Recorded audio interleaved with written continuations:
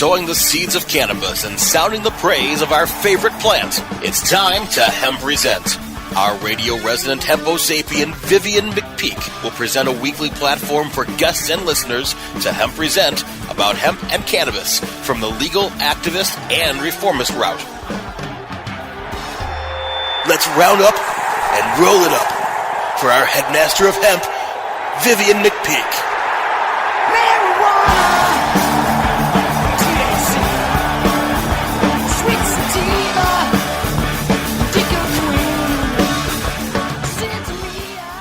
Welcome to Hempresent. I am your host, Vivian McPeak, and I am also the executive director of the Seattle Hemp Fest, the world's largest annual cannabis policy reform event, and author of the book about HempFest called Protestival, a 20-year retrospective of Seattle Hemp Fest on AHA Publishing.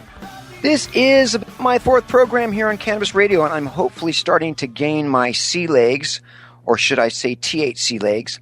And much of that is because of the awesome guidance of my producers here at Cannabis Radio. So I'd just like to give them a big thanks right now for this awesome opportunity. Transmitting from a fortified bunker under a ramshackle radio warren at an undisclosed location deep within the bowels of underground Seattle, I intend to bring you colorful cannabis characters along with their stories and opinions in order to put a emphasis on important topics of the day. Being a cannabis activist in this state has been a very rewarding experience. And a lot of that is because of the extraordinary human beings that I've come in contact with and developed relationships with through the course of the last 30 years. There is a camaraderie that people involved in the struggle for justice and liberty, for freedom and equality, share all around the world. And that bond can be very strong. The global movement for cannabis liberation is a human rights movement, a civil rights movement. It is a peace movement. This is a struggle against state-sanctioned hate, a struggle against lies and disinformation, and wholesale injustice. Cannabis may be the single most resourceful and therapeutic natural substance known to humankind. What a total scandal it's going to be when the world wakes up to the reality that our own government has targeted, persecuted, imprisoned, and virtually destroyed the lives of countless Americans in an effort to eradicate one of the most useful substances that exists on Earth. But now things are changing. The laws are changing and people are starting to think of cannabis differently all over the world. Here in my home in Washington State, we have legalized cannabis, and we've learned that the word legalized means different things to different people. Cannabis, called marijuana by those who still use that outdated, racially motivated vernacular, remains a highly controversial subject. As an activist who's worked and sacrificed to see a day like this, the experience has left me equally exhilarated and inspired, demoralized and disheartened. I now see that we possibly have a long struggle ahead of us against the same forces that have created prohibition, even during legalization. Because if they can't prohibit the plant, then they damn sure want to control it in every fashion. Or, said a little differently, if cannabis is going to be legal, then the government's going to have a piece of the pie, and in the process, potentially regulate it into complete and total submission.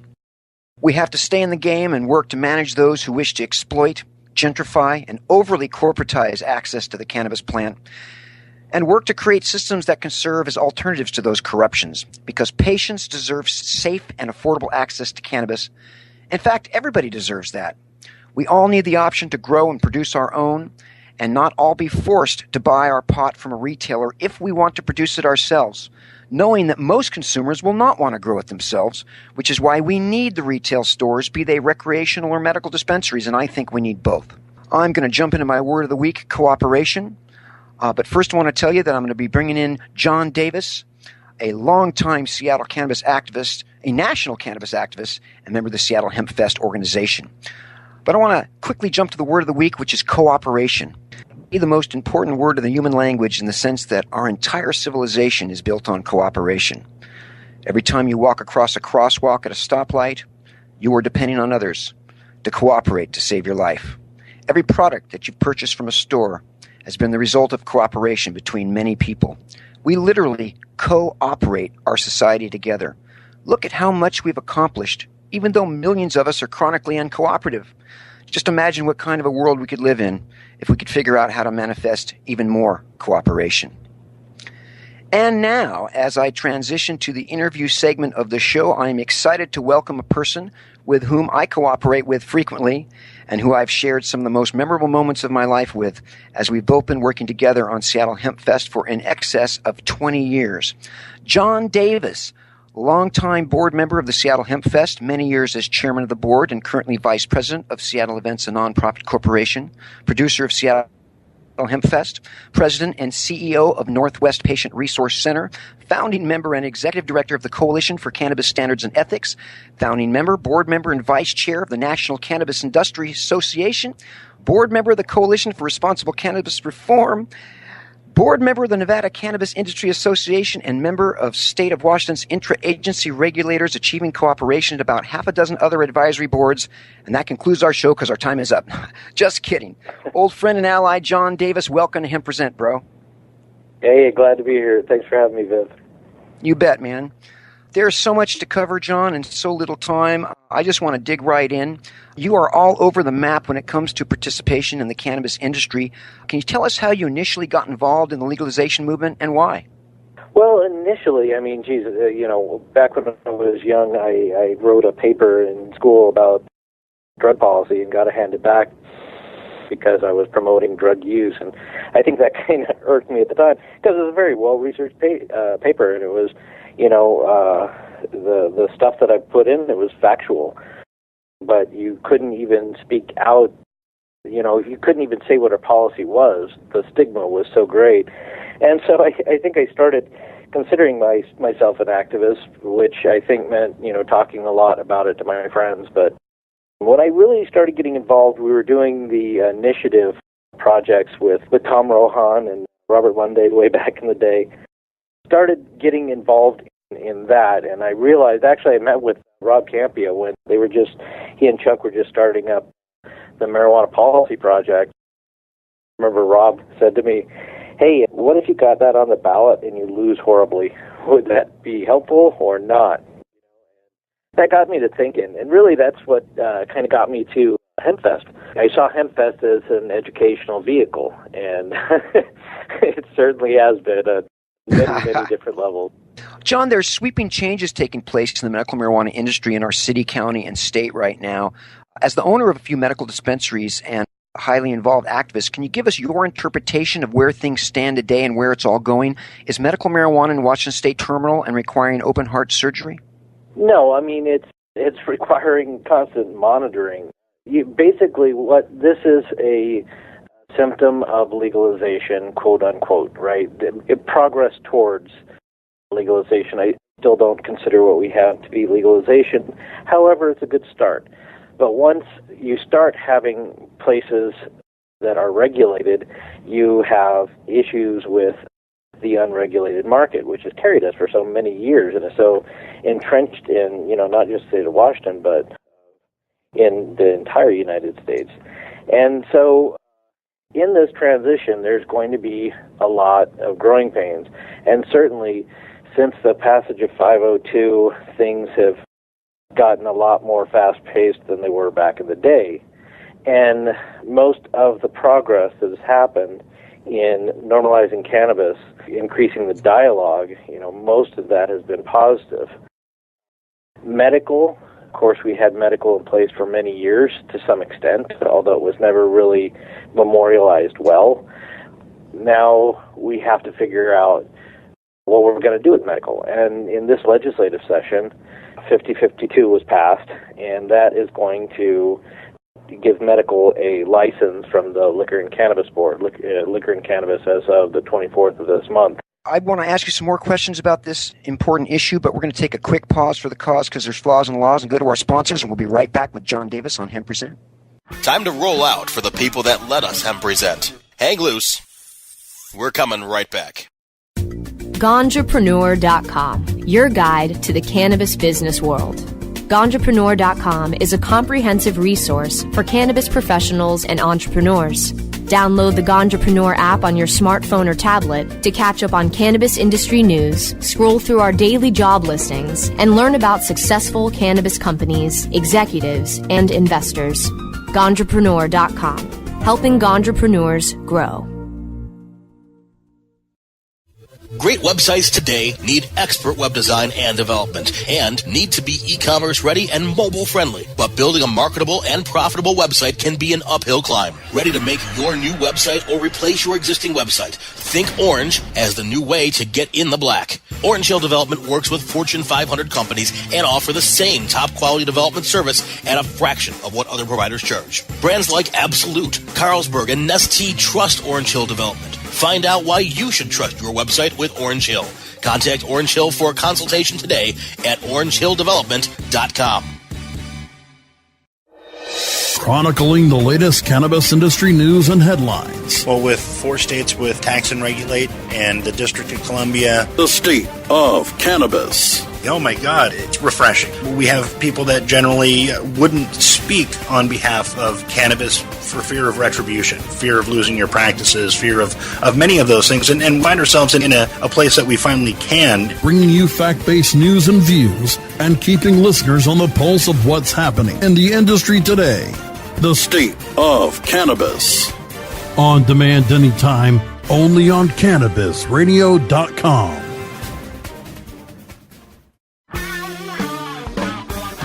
We're back to Hempresent, only on Cannabis Radio. Now, back to our headstrong Emperor of Hemp, Vivian McPeak. And we're back with John Davis on Hempresent. John, you mentioned Senate Bill 5052, and then, of course, Initiative I-502 is the bill that, quote, legalized marijuana in our state. Oh, yeah. They have both strongly divided the cannabis community. What do you feel the issues are that have become so divisive? What's all the gnashing of teeth and controversy about? Well, honestly, I think most of the gnashing of teeth are from people that are of the old market. And the old market is, really how we got here, right? But there's a change in the way things are going to be. It's going to be a regulated system. Legalization implies some regulation, right? And now we're seeing, when the discussion of regulation starts happening, the tendency of agencies, bureaucracies, elected officials is to over-regulate, to regulate it like plutonium. And so you're seeing some regulation coming online, and the people that are, garage growers, ad hoc retail establishments, those people are really seeing their way of life, and a lot of them have been doing it for a long time, and that's going to go away. I think with patients, I think that there's a great deal of fear regarding where they're going to be able to get their medicine, what quality the medicine is going to be, how expensive their medicine is going to be. It's a lot of fear about the future. It's going to be controversial, even within our movement. It seems to me that the whole conversation was a hell of a lot easier when it was flat illegal, and we could all agree that that was not a good state of affairs. But now, as we're starting to work out the details, there is a lot of difference of opinion, and sometimes those differences of opinion are quite heated. Totally understood. We have so little time, I just want to rage forward, John. What is Sure. the IRS tax form 280E, and what does it mean for American businesses that sell or work with cannabis? Yeah, sure. It's a paragraph in U.S. tax code that basically says that you cannot take standard business deductions in the trafficking of the Schedule 1 or Schedule 2 substance. Of course, cannabis is a Schedule 1 substance, so that means you cannot take standard business deductions. And those deductions are things like rent and payroll. And the problem with 280E is basically if you cannot deduct your rent, it basically shows your rent is profit, and you're taxed on that. So not only do you not get to carry that as a deduction, but that's actually treated as profit, and you're taxed on that. The taxation rates can be incredible. I mean, effective tax rates of 70, 80, sometimes even 90%. It's horrific. Sometimes, in fact, I've a lot of cases where people are actually taxed greater than what they make. Wow. Well, hopefully we can get some traction on that. I know there's some bills coming down from Congress hoping to correct that situation. Sure, we have a bill in the House and in the Senate, so we have high hopes. We can remain hopeful. What do you think the biggest mistakes are that newbies make when diving into the cannabis and medical marijuana industries? Well, I think the biggest mistakes that they make is to think that that it's all over, that it's all done with, right? That, it's legal, and so it's just business as usual, when nothing really could be further from the case. Like you mentioned, 280E, things like that. It is still illegal federally. And there are implications surrounding that. There are tax implications surrounding that. You are running a risk, and you are looked at closer than any other business. And I think the big one that people miss is the stigma hasn't gone away. Like, just because a few states have made it quote-unquote legal, that doesn't mean that there is not a lot of straight-type organizations that simply will not work with you, such as banks. Some little things, like you'll call a contractor and he'll be like, no, get lost. I'm not working with you horrible people. People think that water's fine, everyone dive in, but, really you should take high consideration of what it means to actually be in the business. And also consider, okay, you dabble in cannabis and, you're professional, and then you decide, well, that didn't work out. I'm going to simply go back into the straight world. And, a lot of times cannabis on your resume in this world is death. You're not going to get, it can be very tough to get other employment. Other than a radio host on a cannabis radio show. Exactly. Then actually it's demanded on that resume that you have experience with cannabis. You are listening to Hempresent with my guest, John Davis from Seattle Hemp Fest and the Northwest Patient Resource Center. John, what advice would you have for the person that wants to get involved in the cannabis business? Is this a good time? What should they know before they dive into the industry? Well, the industry is still not mature, that, there's stigma associated with it. A lot of businesses in it are very, very new and sometimes ad hoc. As I say, it's a tough sell on a resume. Is the potential there? Yeah, absolutely. Obviously, this is and has been a huge industry in the United States. And as regulation comes in more and more, this is going to become a much, much larger industry than we actually previously thought. The more that the numbers come in from the states that have legalized, they're still kind of ad hoc data, but it turns out that our initial estimates about how much cannabis is used in the United States were low, and it's going to be a large industry. If you're getting into it, be prepared for a bumpy ride. Choose the people that you become involved with well. There's a lot of people that may not be a good thing to have an association with. And overall, be committed enough that you're in it for the long haul. If you're in it for the short term, it's not going to be very good for you.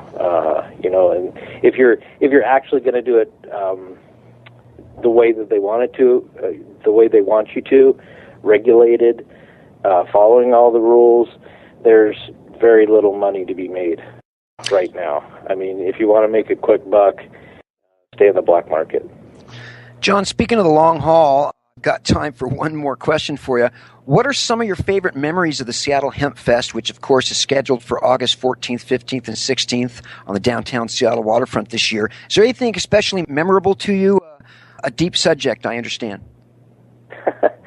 Well, God, there's so many. The surprising thing about HempFest is when I got involved, as I say, I got involved because I saw it as a potential educational vehicle, to kind of, spread the word and normalize it.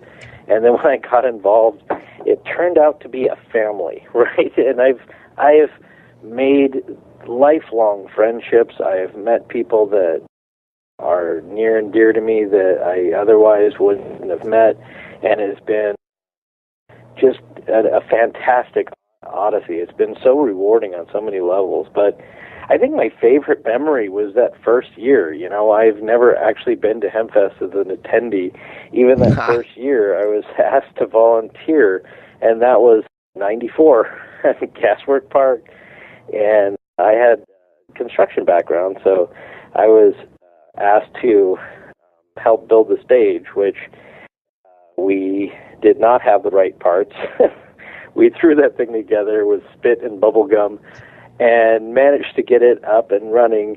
And then, of course, that was back in 94, where a 7-year bitch played on the thing. There were people stage diving, jumping up on the stage, and I'm like watching that stage going, oh, man, I didn't know this was going to go on it.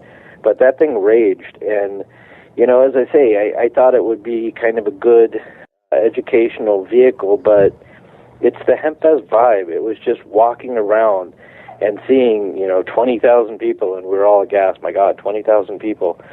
They were hanging out together, all having a good time, and being chill, and the cops were leaving people alone, and it was just a fabulous vibe. It felt like freedom, and you could see on the people's faces that they also felt that, you know, and it was a key moment when, like I think happens for a lot of people, whether or not you believe it or not, you still have to see it, that everyone comes together and there is plenty of civil disobedience going on, and there are no problems. There are no fights. People are being wonderful to each other. Everyone's smiling. You know, Gasworks is beautiful on the water. It was just, but there's been so many, you know, incredible experiences that have happened over, 21 years, I guess. My time is up, John, but we're going to have another incredible experience here in about 3 weeks. People can find out more at hempfest.org. John, thanks so much for being on the show. I look forward to working with you for many years. Yeah, anytime. Thank you, Vivian. Thanks, man. We're going to take a quick pause for the cause, and we'll be right back after a word from our sponsor. Time to roll out for the people that let us Hempresent. Hang loose. We're coming right back. Your connection to quality cannabis insurance services is spelled Kaercher. That's Karcher Insurance. We have worked with ventures like cannabis for over 60 years. We're proud to represent over 50 companies with tailor-made cannabis plans for owners just like you to insure your product, your plants, and your pursuits. Kaercher spells out their full-service insurance services ranging from commercial to bonds, to personal, from life to health, and more. Contact the team at KarcherInsurance.com and let our experience work for you. That's Kaercher Insurance.com. Contact Karen and the team at Karcher Insurance at 1-844-421-3560. That's 844-421-3560. InternetMarketingNinjas.com is the online dojo of the highly trained and skilled Internet Marketing Ninjas. Disavow documents, reconsideration requests, Panda and Penguin penalties. Let our superior SEO ninjas confront all of your link-related issues. The Internet Marketing Ninjas are equipped to master any marketing exercise, content creation, authorship, link building, PPC, and more. Plus, build more buzz for your brand with our social media marketing strategy. Discover all that the Internet Marketing Ninjas can do for you. Visit the online dojo now at InternetMarketingNinjas.com. Growing green to generate more green. Hello to all you happy herbalizers, smiling trippy hippies, and everyone who believes in freedom and tolerance. This is The Grow Show, and I'm Kyle Cushman. From food to fuel, from remedy to resource. Welcome my guest, Ed Rosenthal, the guru of ganja. Let me ask you, right now I hear your lighter clicking. Are you smoking indoor or are you smoking sun-grown? What am I smoking? I'm smoking concentrate. Way to get out of the answer there. So you're truly like the king, right? You just clap your hands and somebody brings you a bowl and you're all set, right? I wish that were the case. The Grow Show with Kyle Cushman, only on CannabisRadio.com. Cannabis Confidential with Dr. Dina. Candid. I want to give you the inside story. Captivating. I want to introduce you to my kind and amazingly talented friends. Compelling. We get to meet some of the most amazing cannabis activists and warriors around. Listen in as medical marijuana pioneer Dr. Dina shares never-before-heard stories, chats with cannabis insiders and celebrity friends, and provides invaluable perspective and insight into one of the fastest-growing industries in the world. I want to share with you what was once confidential information. Let's expose the truth, discuss the issues, and learn the facts. Cannabis Confidential, only on CannabisRadio.com.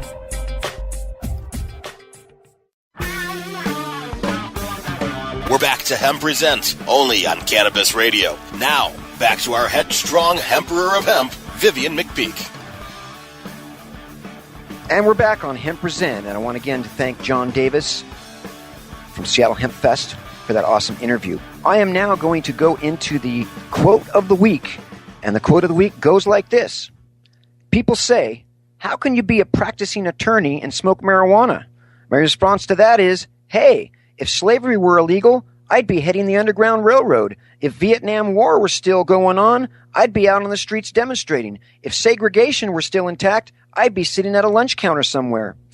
That quote is from Kentucky-based author, activist, and attorney Gatewood Galbraith, who passed away in 2012 at age 64. Gatewood was a friend, and he was an awesome, colorful, animated character and a force to be reckoned with in the Kentucky legalization movement. In his writings and speeches, Galbraith went into detail on what he termed the synthetic subversion. His theory sought to explain when, how, and why America, specifically Kentucky, moved from an agricultural agrarian society into an industrial synthetic society. There's a great quote from his book, The Last Free Man in America Meets the Synthetic Subversion, and it goes like this. For all you petrochemical, pharmaceutical, military, industrial, transnational, corporate fascist elite bastards, I've got your karma right here. Gatewood spoke eloquently at the Seattle Hemp Fest, and his loss is among many that we in the movement have endured in the last decade, including the loss of great leaders like Jack Herer, Dr. Todd McUrea, Dr. Philip Levesque, Ben Maisel, Jim Clark, and many more. Those of us left behind will pick up their swords and march in their honor into battle in defense of America's right to grow, possess, and imbibe the plant, the whole plant, and nothing but the plant, if they so desire. I want to thank my producers and sponsors here on Hempresent on Cannabis Radio. I will be back next week with Clint Werner, the brilliant California-based author of Hemp, Gateway to Health. Until then, remember that you have the right not to be silent when it comes to prohibition. Activism requires a voice, so speak up, oppose, resist, and educate. Until then, remember, don't worry, be hempy. I'll THC you later on Hempresent. Freedom fighter, we must unite. Fight the power, the time is right. 'Cause we are the children of the earth supreme. So our right to